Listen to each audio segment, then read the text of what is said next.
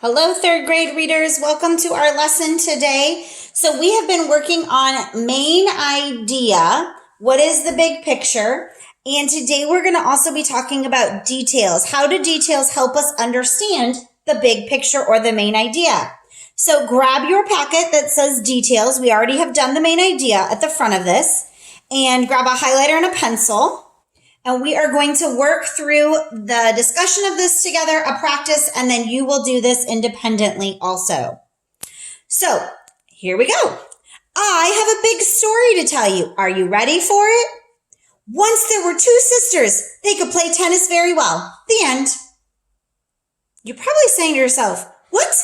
That's not a big story. They hardly told me anything. And that's true. That story has no details. You don't even know who the sisters were, where they play tennis, how long they've been playing tennis. You don't know anything else because it's missing all the details. So let's talk about that. Both true, meaning nonfiction, and made-up fiction stories would be pretty short and boring without details. In a story, details are all of the pieces of information that help you understand what the author wants to tell you. It's going to give you all that information, the who, the what, the when, the where, the why. So here are some things you might actually find as details in a story. You might find facts about a person, place, or thing. Their name, where they live, where they were born. What do they like to do? You might find words that tell what something looks like, feels like, tastes like, sounds like, or smells like. We've been working on that in our writing, those sensory details. You might also find facts about where and when something happened. So that would be like our setting. Where are we? When are we? Now, present, past, future. What's happening? Those are all great details that we need in a story to fully understand. All right, let's go back and think about our story. What facts would help us learn more about these sisters? Well, what if we learned their names were Serena and Venus Williams? That's a great fact. What if we learned that they played as a team, not just by themselves?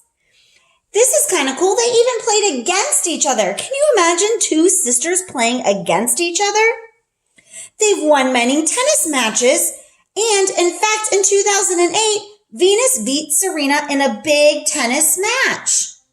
Well, now we have details about these girls. You're able to give someone more information about the Williams sisters than when we started. Let's keep going. So let's practice now together. Let's read a story and let's think about the details in this story. The story is called Out to Eat. And I kind of noticed some little ants here at the bottom. So I have a feeling this isn't like going out to eat with my family. When you go out to eat, you might go to a pizza place. But where do ants go out to eat? For starters, they might go to your kitchen. Let's flip over here and think about it. Remember the beginning? A lot of times it's the main idea. Well, the title and the first paragraph often tell you the big idea. So title and first paragraph often tells us the main idea of a story. So in this case, I'm learning that ants are going to travel to my kitchen. We might ask ourselves, well, how do they travel to find my food? That would be a detail. Let's keep looking through our story. Ants are very good at finding food. Each ant nest has scouts. Scout ants spend their time looking for food to bring back and share with the other ants. As a scout ant looks around, it leaves a scent behind. The scent is like a trail. It helps the ant find its way back to the nest. That's pretty cool. So I'm going to kind of underline a cool detail here is that they leave a scent that's like a trail. Once the ant finds food, it brings some back to the nest. Other ants follow the first ant's trail. As more ants walk on this trail, the scent gets stronger and stronger. it attracts more and more ants. In a way, the ants are building a busy road. I'm going to underline some details here. Other ants follow its trail, the scent gets stronger, and they build a busy road. So, if one ant finds cereal in your kitchen, it might leave a trail from your cereal back to its nest. Soon, lots of ants might come to take away pieces of cereal. Before you know it, you might have to go find food too. You might have to follow a trail to the store. This last paragraph kind of summarizes all of what we read together. So I knew I was talking about ants traveling, and then as we went down, we found out details of how in fact do those ants get to my kitchen food. Let's look at some questions that might have to do with details. First question, what kind of ants look for food? All right, so I'm looking for a kind of an ant, and I'm looking for the one that searched for food. I remember reading that at the beginning, so I'm going to skim and scan. Here it is. This is where they were talking about the ant finding food.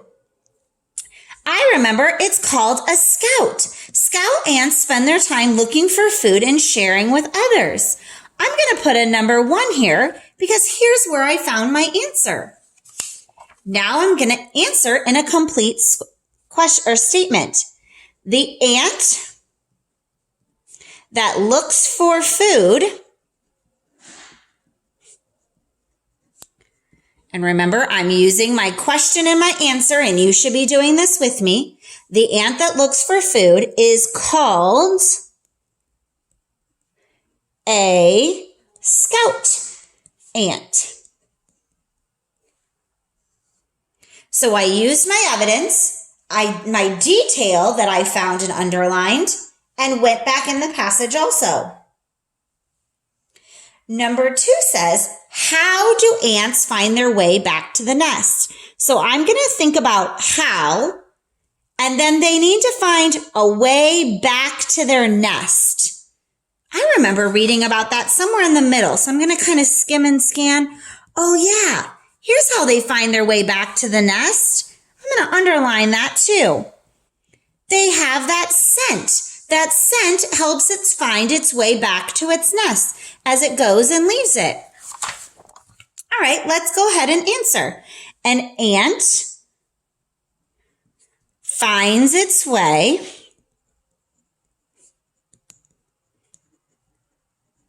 back to its nest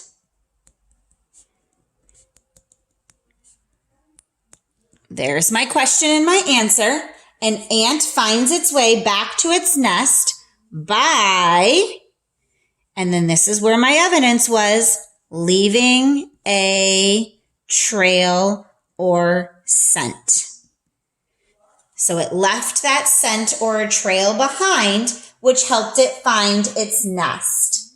So there is where I found my answer in the text, put in my answer with my question statement, and then went on. All right, so that was an important detail. Let's look at the last one. Which detail is most important to the article? So first thing I notice, it says most important. That means it's a big thing. And it's the detail they want, not the main idea, the detail. So I'm going to be thinking about which one tells me more about how ants find food, since that was our detail. Which gives us a lot of information. If ants eat your cereal, you'll have to get more. Does that tell me a lot about what our article was? Not really. It kind of just talks about me. You might go out to eat at a pizza place. Well, that doesn't have anything to do with the ants. It's talking about a person. Ants bring pieces of food back to their nest. Well, that was another component of how the ants steal our food from our kitchen. So C is a detail that helps provide information in our article. So if you remember, there's lots of details in a story, but not all of them are important. We always want to pull out the ones that tell me the who, the what, the when, the where, or those sensory components. Now it's your turn to practice. You're going to read Power to the People about electricians. Electricians are people who make sure we have electricity. That's your lights and your energy in your house that turns your TV on. So you're going to read Power to People. It goes on to the back and shows even a person.